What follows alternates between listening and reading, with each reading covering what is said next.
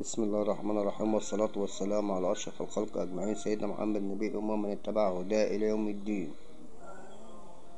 اعتذار عن وعكة صحية أبعدتني قليلا. لقطات من مباراة الزمالك والجونة.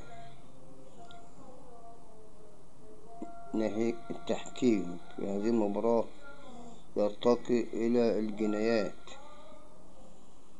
جنايات مجاملة فاجرة.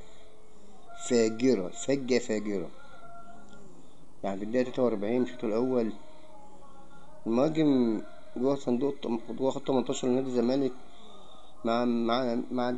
مع لاعب دفاع الزمالك، يا دوبك ما لمسوش.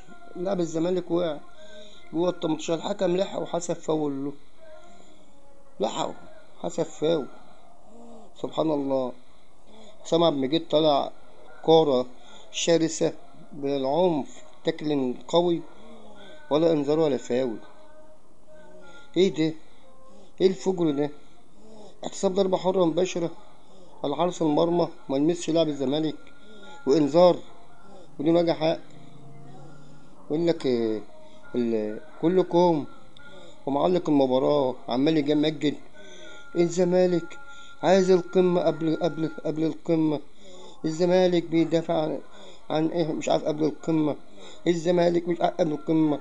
كل لعبة اقول لك ده لاعب هيثم فاروق، زي لعبة من اللعبات لك ايه، زي هيثم فاروق، كورة الثابتة زي بتاعت هيثم فاروق نجم الزمالك. وهيثم فاروق لعب كام سنة في الزمالك، كام هدف في الزمالك جاب من فاولات.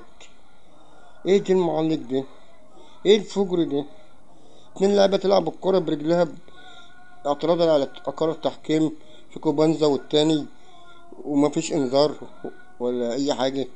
اللاعب هيضرب الحكم يضربك مجرد انذار، ما ادالوش حتى انذار، بيقول له معلش. وعبد الله السعيد الوحيد اللي طال انذار، لان تقريبا قال له حاجة خارجة عن البتاع. ناهيك بقى على اللي حصل. الهدف دي يعتبر هدف فضيحة. هو في توفيق من عند ربنا، لأن عادات السماء لازم تظهر من التحكيم الفجر ده. هدف فضيحة. أقول له فضيحة ليه؟